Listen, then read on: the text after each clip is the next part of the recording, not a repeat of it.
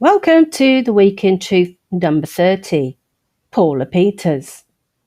Paula Peters is a disabled activist and really one of my old muckers.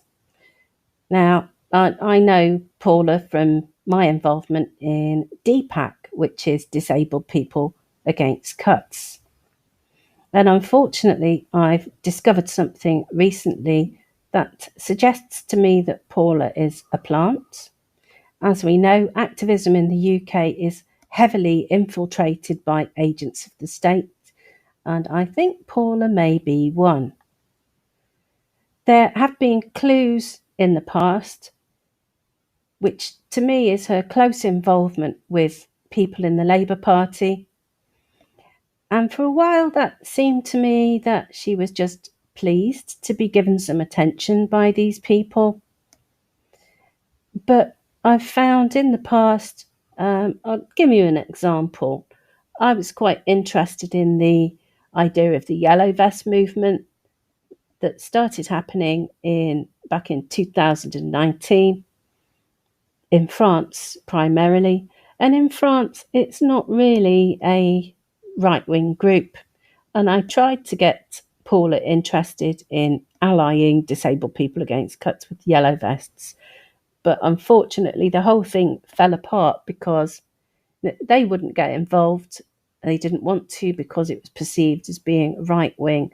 And unfortunately, a lot of the people on the left who would have got or could have got involved with the British Yellow Vest movement decided not to.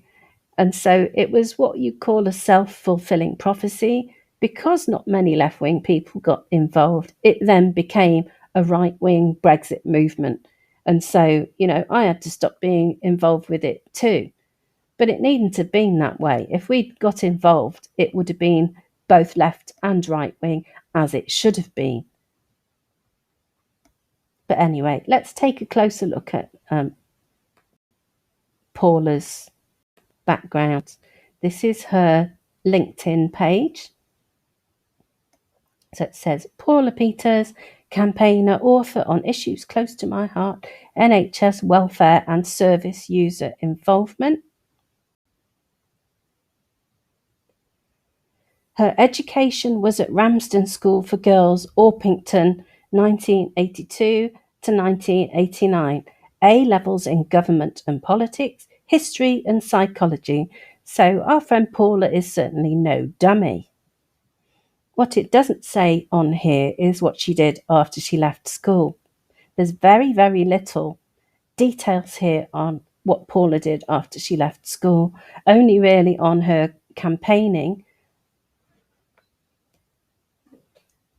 She's written a poetry book, and she is involved with an absolutely stupefying array of different disabled people's organisations. So it actually says here, I run the Welfare Benefits Support Group for people who need support for benefits.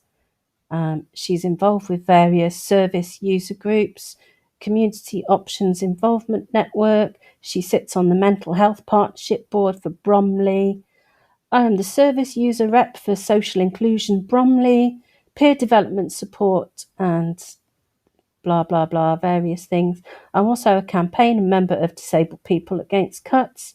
I am a member of the Social Welfare Union Steering Group against the government policies on welfare and the NHS. I'm also a member of the Save Our Local Hospitals campaign in South East London. I write poetry and have a book published called Yes, I Really Do Hate Yo-Yos. So, there's nothing here about what she did after school. She's said to have developed rheumatoid arthritis as well as mental health concerns. And I found this thing on YouTube where she's talking about having worked for the Ministry of Defence. Now, I won't say any more about it.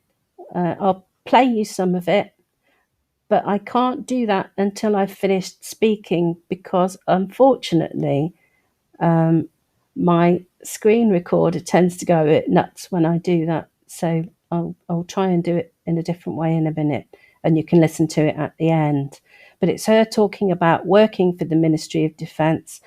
And as you know, my opinion of people's backgrounds is that probably she knew this had been found out. And so what she's doing here is talking about it and trying to make it a part of her life story that supports her activism instead of going against it. But I can't really see how, I mean, she wasn't involved in combat, so how did this cause PTSD? Sitting at a desk in London isn't particularly going to cause that type of problem. So I find it a bit disingenuous.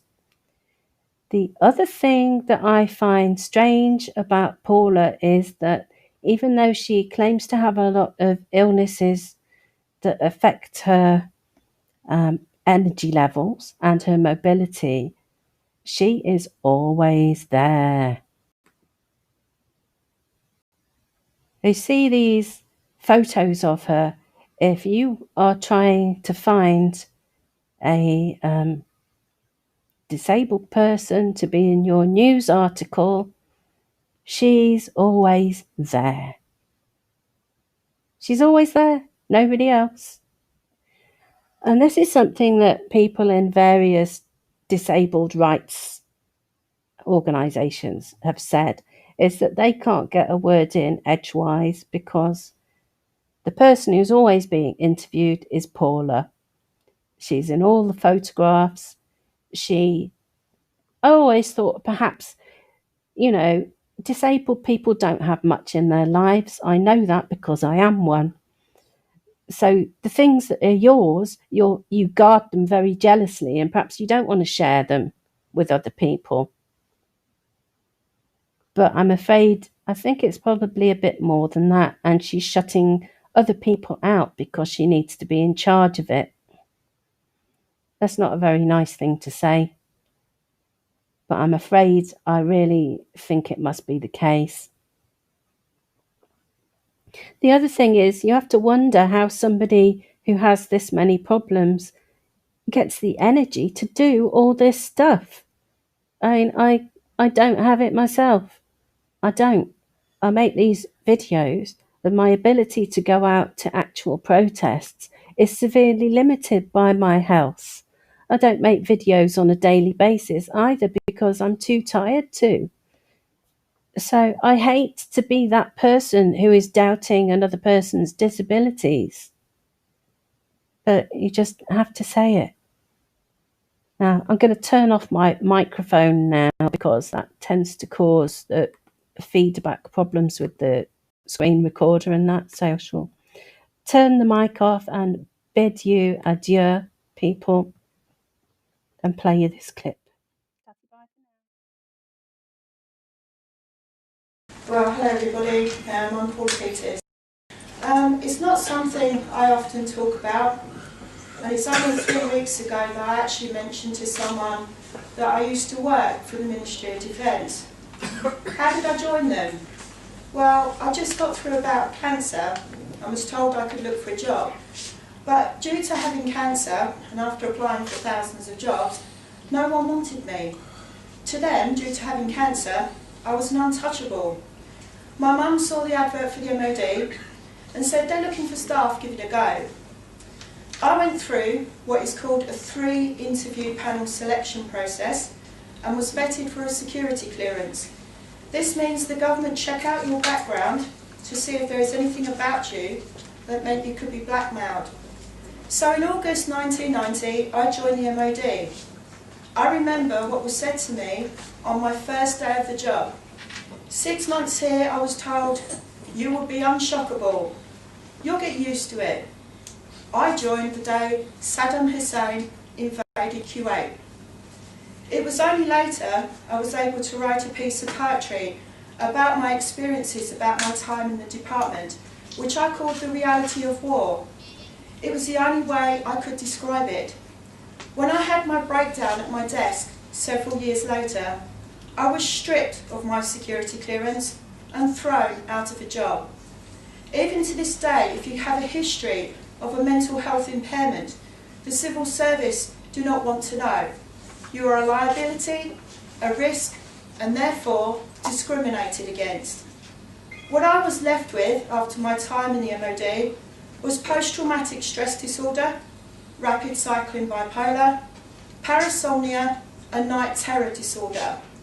For those of you who are not sure what parasomnia and night terror disorder are, you live out your dreams when you are asleep. You need constant supervision because you can be very dangerous if you're woken up. I live the Gulf War experience in my sleep. The war stays with me. I hear a loud bang. I'm back. It makes me jump. I'm back in that room. I feel someone come up behind me when I'm asleep. I've had people up against the wall with their hands, my hands around their throat. I've been told by doctors I may never come to terms with my experiences. This is after 20 years of various talking therapies. The pain is a part of you, and so is the shame of those experiences. You were part of the war machine. You made decisions you can't take back, and lives were lost because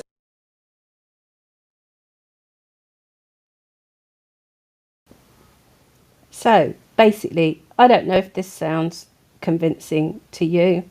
I'm not sure that I'm convinced. Having a background in the Ministry of Defence is not exactly what I would call ideal for somebody that is trying to lead a disabled activist group. I'm sorry about that, Paula. I do know you personally, and I don't really want to upset you, but I just find this concerning, disturbing, and all the rest of it. Cheerio, folks.